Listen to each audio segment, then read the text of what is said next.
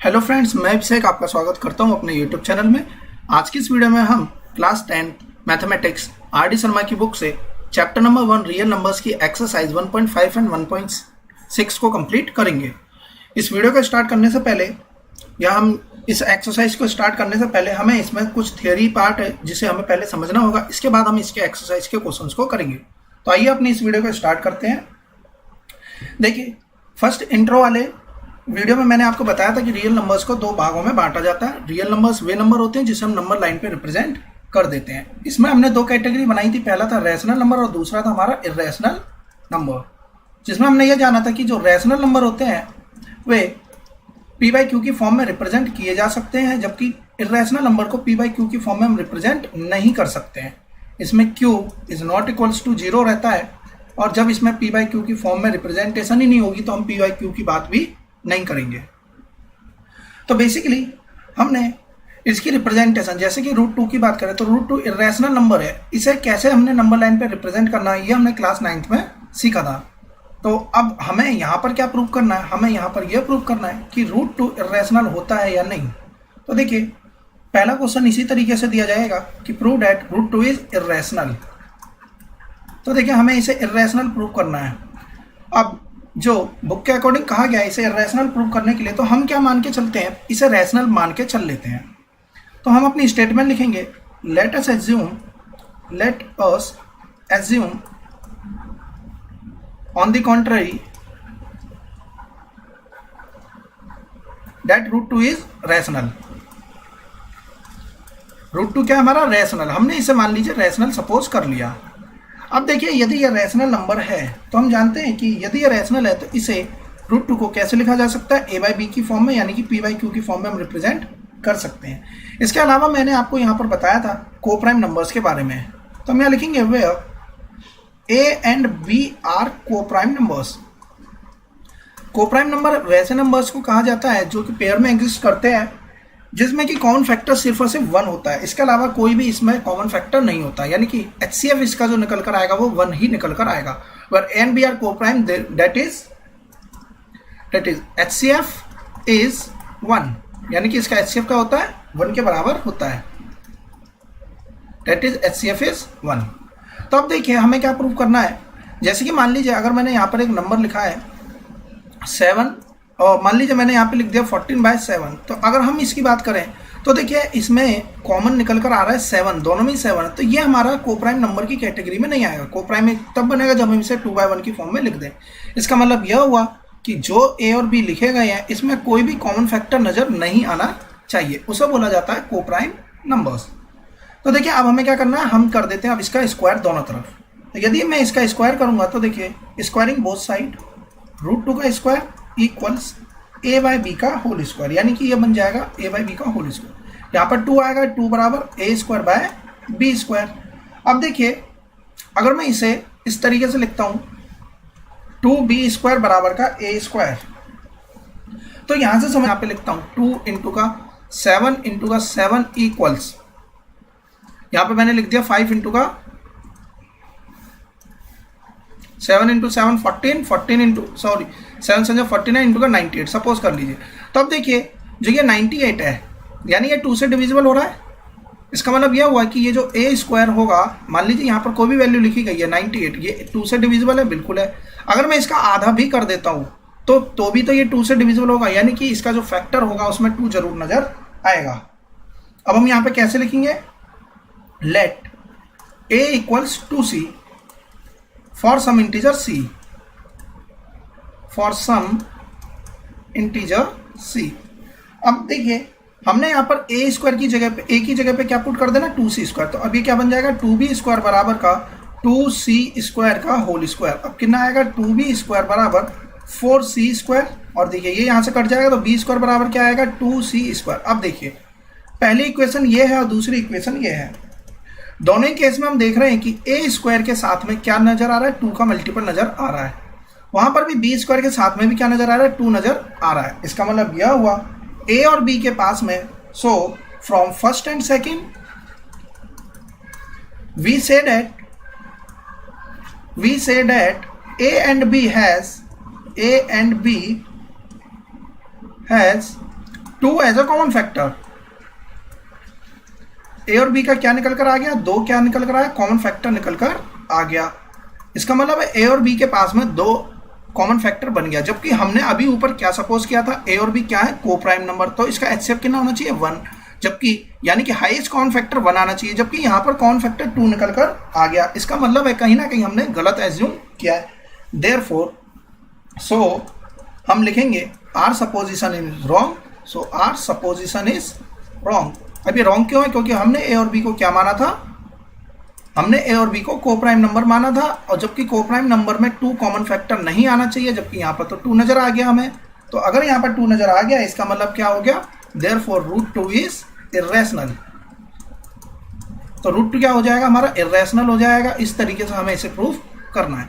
तो बेसिकली हमें क्या इस बात पर ध्यान देना है, हमें इस बात पर ध्यान देना है, यदि किसी नंबर में 2 यहाँ पर मल्टीप्लाई में आ रहा है, तो इसका मतलब ये इसका फैक्टर होगा ही होगा, यानी कि 98 की टेबल में 2 तो बिल्कुल आएगा, सॉरी 2 की टेबल में 98 तो बिल्कुल आएगा ही आएगा। यानी कि अगर मैं इसके फैक्टराइज करता हूं तो 2 × 7 × 7 आएगा, तो इसमें 2 नजर आ रहा है, यानी कि यह इसका क्या हो गया, एक फैक्टर होगा, जबकि हम मान के चल लेते और बी के कोई भी फैक्टर नहीं होंगे सिवाय 1 के। तो इस तरीके से हमें √2 को प्रूव करना था।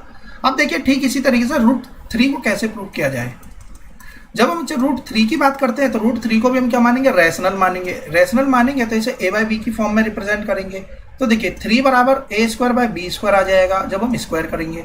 अब यहाँ से a² बराबर क्या आएगा, 3 मल्टीप्लाई में b²। a² क्या आ गया, 3 मल्टीप्लाई में b² के बराबर यहाँ पर a² की वैल्यू आ जाएगी। इसका मतलब है a² में कहीं ना कहीं 3a इसका फैक्टर बनना है, जबकि हम मान के चलते हैं a और b क्या है, को प्राइम नंबर है। तो को प्राइम नंबर है तो इसमें a में तो 3 नजर आ गया। अब हम क्या करेंगे, नाउ लेट, अब देखिए हमें a ऐसा सपोज करना है जो 3 से डिवाइड हो जाए। तो a को हम क्या मान लेते हैं, 3c मान लेते हैं। अब क्या बनेगा यहाँ पे 9c² बराबर का 3b² और ये 3 से यहाँ पे 3 टाइम है, यानी कि b² में भी क्या निकल के आ गया, कॉमन फैक्टर 3, यानी कि दोनों में 3 कॉमन फैक्टर निकल कर आ गया। जबकि हम मान के चल रहे थे a और b क्या है, हमारे को प्राइम नंबर है, तो इसमें कोई भी कॉमन फैक्टर नजर नहीं आना चाहिए। इसका मतलब जो हमने सपोज किया वह गलत सपोज किया है। अब देखिए ठीक इसी तरीके से एक और क्वेश्चन को लेते हैं जिसमें हमसे बोला जाएगा 3√2 इज इर्रेशनल। अब देखिए इस टाइप के क्वेश्चंस को हमें कैसे करना है। सिंपल √2 हो, √5 हो, √3 हो तो हम ऐसे कर लेंगे। इसे लिखेंगे 3√2 बराबर का a/b, हम इसे रैशनल मानेंगे। अब यहाँ से हम लिखेंगे कि √2 बराबर a/3b। अब देखिए यहाँ से √2 बराबर क्या हो जाएगा, a/3b। अब हमने मान के चला था कि √3 क्या है, रैशनल है। अगर ये रैशनल है तो हम इसे इस फॉर्म में लिख सकते हैं, लेकिन हमने पढ़ लिया है कि √2 क्या होता है, इर्रेशनल। अब हम इसे यहाँ पर स्क्वायरिंग करके प्रूव नहीं करेंगे, हम लिख देंगे वी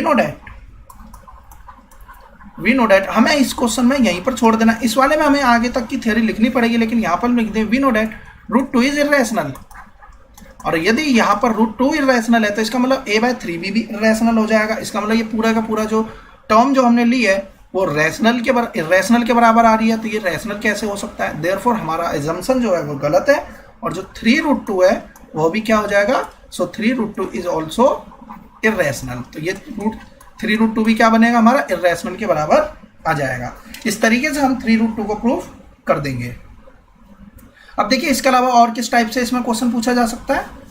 इसमें क्वेश्चन आता है प्रूव डेट 3 प्लस का 2√5, इसे हमें इर्रेशनल प्रूव करना है। तो देखिए जब इस टाइप से क्वेश्चन आए तो हमें बेसिकली क्या दिखाना है, हम अगर यहाँ तक पहुँच जाए कि एक तरफ √2, √3 और √5 को शो ऑफ कर दें, बाकी टर्म को दूसरी तरफ ले जाएं, तो हम वहीं पर कह देंगे कि हम जानते हैं कि ये इर्रेशनल है, तो यानी कि ये पूरी टर्म भी इर्रेशनल के बराबर ही होगी। देखिए किस तरीके से करेंगे, लेट करते हैं 3 प्लस का 2√5 is irrational, sorry is rational, हमने इसे रैशनल मान लिया। देखिए स्टेटमेंट आप खुद से बना सकते हैं, बिल्कुल भी टाइम वेस्ट नहीं करेंगे। अब देखिए 3 plus 2√5 is equals to a/b के बराबर हो जाएगा। यदि ये इसके बराबर होगा, अब हमारा जो यहाँ पर मोटिव रहेगा वो ये रहेगा कि हमें एक तरफ यानी कि लेफ्ट हैंड साइड में सिर्फ √2, √3 या √5 की टर्म को रखना है। इसका मतलब ये 3 कहाँ चला जाएगा, इस तरफ चला जाएगा, तो यहाँ क्या बनेगा a/b माइनस का 3। अब अगर हम यहाँ से √5 की वैल्यू की बात करें तो कितना बन जाएगा, a/2b, a माइनस का 3b/2b। इस तरीके से आएगी हमारी टर्म। तो देखिए अब यहाँ से हमें यहाँ से अब √5 को इर्रेशनल प्रूव नहीं करना, हम यहाँ से लिख देंगे कि हम जानते हैं कि रूट 5 इर्रेशनल है, we know that, we know root 5 is irrational. और यदि ये इर्रेशनल है, इसका मतलब यह हुआ कि ये पूरी टर्म भी इर्रेशनल के बराबर हो गई। तो अगर ये पूरी टर्म भी इर्रेशनल के बराबर हो जाएगी तो इसका मतलब हमारा जो एजम्पशन था, देखिए हम इसे रैशनल मान के कर रहे थे तो ये भी रैशनल आना चाहिए, जबकि यहाँ पर रूट 5 क्या आ गया, इर्रेशनल आ गया। इसका मतलब हमारी हम यहाँ पर इतने के लिखने के बाद लिखेंगे सो आर एजम्पशन इज रॉन्ग। सो हमारी एजम्पशन हो गई रॉन्ग, जिस वजह से हमारा जो √3 प्लस का √2 क्या बन गया, इर्रेशनल हो जाएगा। इस तरीके से हम इन क्वेश्चंस को सॉल्व कर लेंगे। अब देखिए इसके अलावा किस टाइप का क्वेश्चन पूछा जा सकता है एग्जाम में, प्रूव करिए √2 प्लस का √5 इज इर्रेशनल। अब एक बात का ध्यान रखिएगा, दो इर्रेशनल नंबरों को जोड़कर रैशनल भी आ सकता है। तो इसकी बात हम नहीं करेंगे कि हमें पता है कि √2 इर्रेशनल है, √5 इर्रेशनल, नहीं। हम इसे किस तरीके से सॉल्व करेंगे, देखिए √2 प्लस √5 हमने इसे मान लिया कि ये क्या है, रैशनल है। अब देखिए यदि ये रैशनल है तो हमें पता है कि √2 प्लस √5 किसके बराबर हो जाएगा, a/b के बराबर हो जाएगा। हमें सिर्फ और सिर्फ एक ही टर्म रखनी है, या तो √2 को रखिए या √5 को रखिए। इस तरीके से हम सॉल्व करेंगे। अब हम क्या करते हैं, इसकी स्क्वायरिंग कर देंगे। तो देखिए स्क्वायरिंग करेंगे तो a² प्लस b² प्लस का 2ab फॉर्मूला लगाएंगे, इधर क्या आ जाएगा, a²/b²। स्क्वायरिंग करेंगे, फॉर्मूला लगाएंगे और इस तरीके से आ जाएगा। देखिए इसके बीच के स्टेप में आपको बताता जा रहा हूं कि आपको क्या करना है, उसके अकॉर्डिंग आप कर लीजिएगा। अब देखिए 2√2 किसके बराबर आ जाएगा, ये 7 है, इधर जाएगा a² माइनस का 7b²/7, सॉरी b², कुछ इस तरीके से टर्म बनेगी यहां पर। तो अब देखिए अब हमें क्या करना है यहां से, अब यहां के अलावा हम एक और काम यहां से कर सकते थे, वो बेसिकली क्या कर सकते थे उसे देख लेते हैं।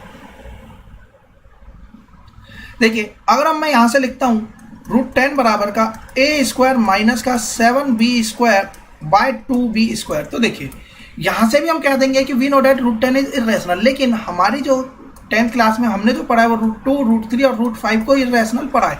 इसके अलावा अगर हमें इर्रेशनल बताना है तो मुझे फिर इसके आगे का कंसेप्ट उसी तरीके से लगाना होगा जैसे हमने इर्रेशनल प्रूफ किया था। तो बेसिकली अब हमें इसे किस तरीके से करना है, तो देखिए यहाँ पर आप बिल्कुल कर सकते हो, कोई गलत नहीं है, लेकिन हमने √10 के बारे में नहीं पढ़ा है।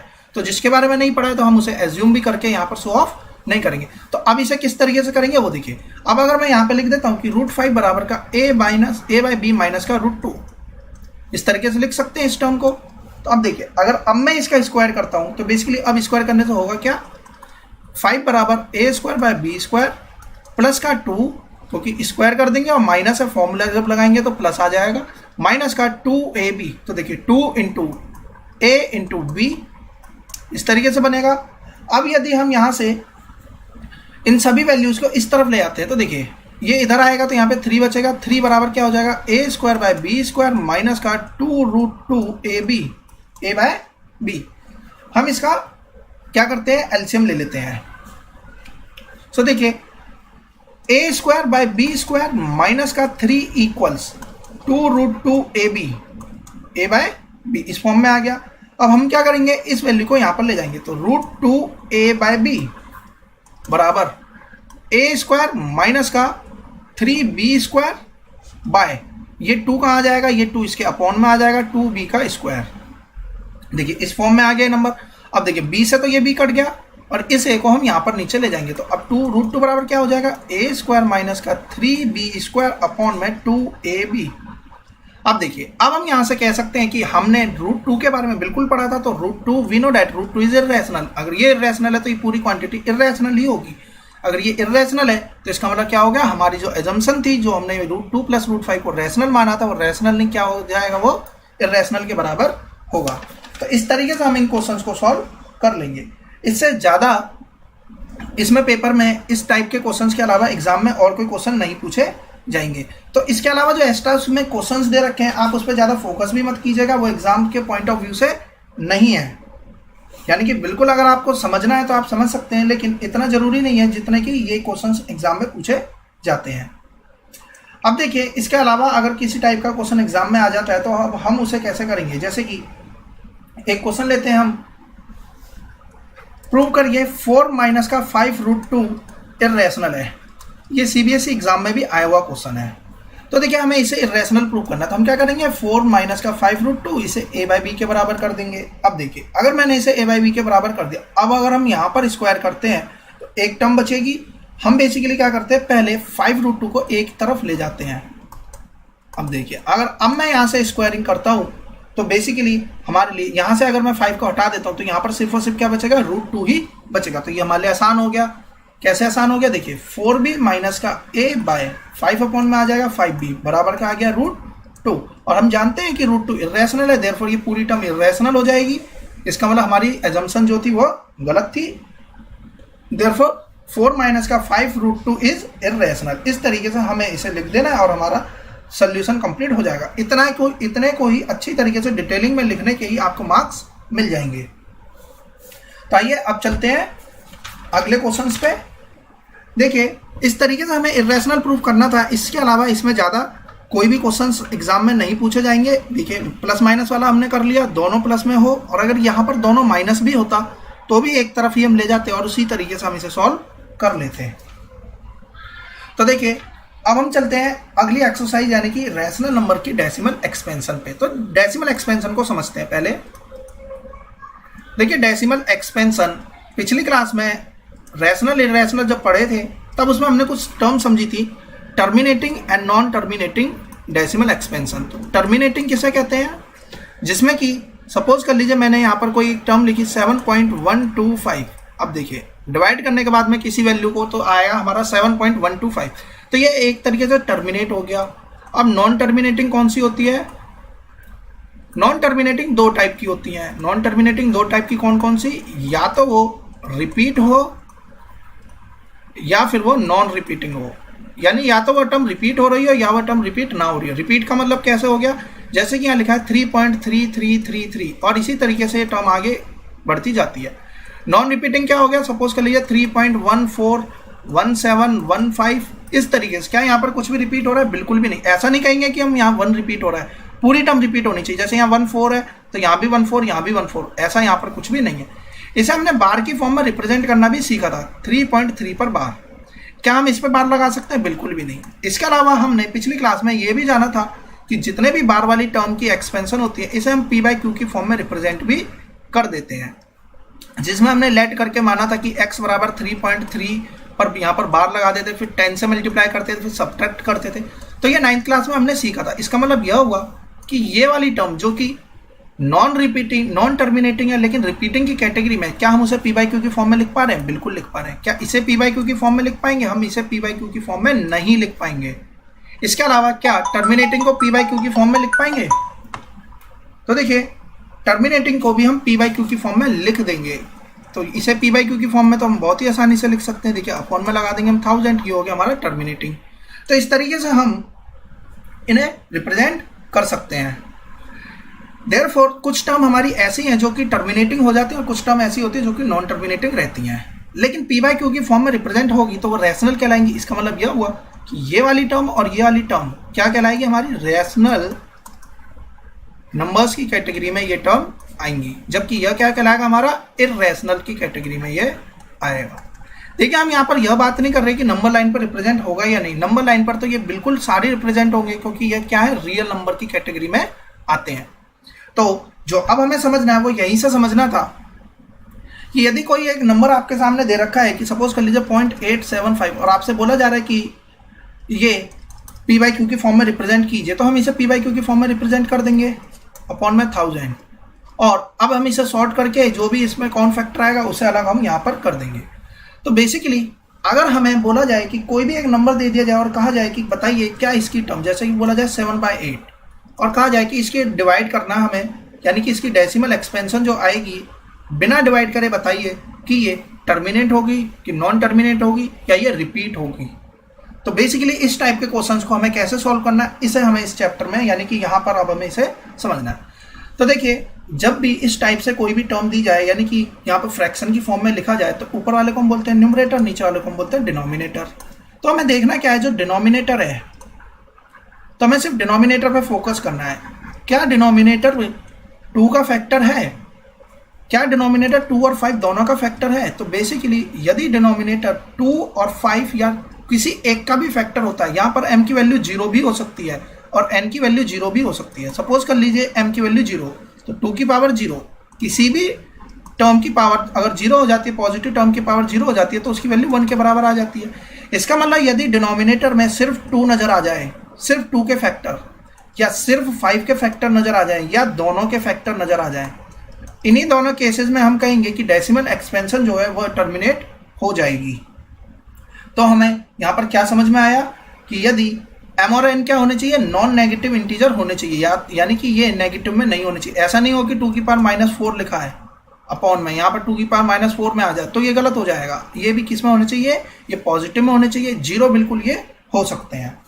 तो हमें यहाँ पर इसी चीज़ को बताना है कि हमें बिना डिवाइड करे, यानी कि बिना लॉन्ग डिवीजन मेथड को अपनाए, हमें बताना है कि इसकी डेसिमल एक्सपेंशन रिपीट होगी या नहीं। जैसे कि सपोज कर लीजिए यही नंबर था 17/8 अगर यहाँ पर लिखा हुआ है, तो हमें न्यूमरेटर को ध्यान में नहीं रखना, सिर्फ डिनोमिनेटर। 8 के फैक्टर करेंगे तो देखिए इसमें 2 की ही टर्म नजर आ रही है, 17 अपॉन में 2 की पावर में 3। यदि यहाँ पर डिनोमिनेटर में यहाँ पर हमारी क्या नजर आ रही है, 2 का फैक्टर नजर आ रहा है, तो इसका मतलब हम इसे डिवाइड करेंगे तो ये बिल्कुल क्या हो जाएगी, इसकी डेसिमल एक्सपेंशन टर्मिनेट हो जाएगी। हमें बस यहाँ पर यही बताना है। इसके अलावा मान लीजिए कि लिखा जा रहा है हमारी एक टर्म 64/455। अगर हम इसे डिनोमिनेटर को देखें तो डिनोमिनेटर में 5 आ रहा है, बिल्कुल सही है अभी तक, लेकिन जैसे ही 7 और 13 नजर आएगा तो इसका मतलब यह डेसिमल एक्सपेंशन टर्मिनेट नहीं होगी। तो हमें यहाँ पर इसी चीज़ को बताना था कि यह जो टर्मिनेट होगी या नहीं।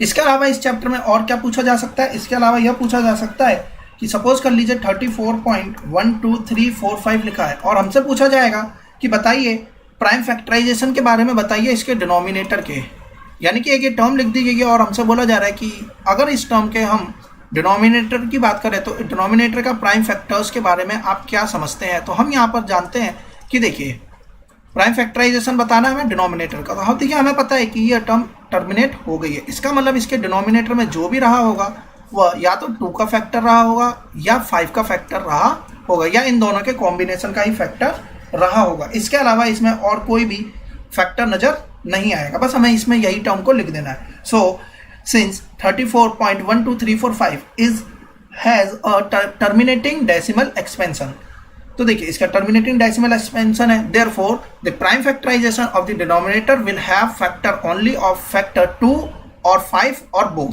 तो बस हमें इतना ही लिख देना और यहाँ पर हमारा क्वेश्चन कंप्लीट हो जाएगा। Where m and n are non negative integer, इसे और मेंशन कर दीजिएगा कि m और n क्या है, नॉन नेगेटिव इंटीजर्स हैं। तो इस तरीके से हम इसे बता देंगे। अब देखिए इसके अलावा इसमें किस टाइप से क्वेश्चन पूछा जाता है।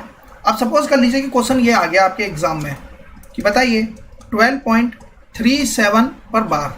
अब हमसे पूछा जाए कि इस केस में बताइए कि क्या इसकी जो डेसिमल एक्सपेंशन है वो टर्मिनेट होगी या नहीं।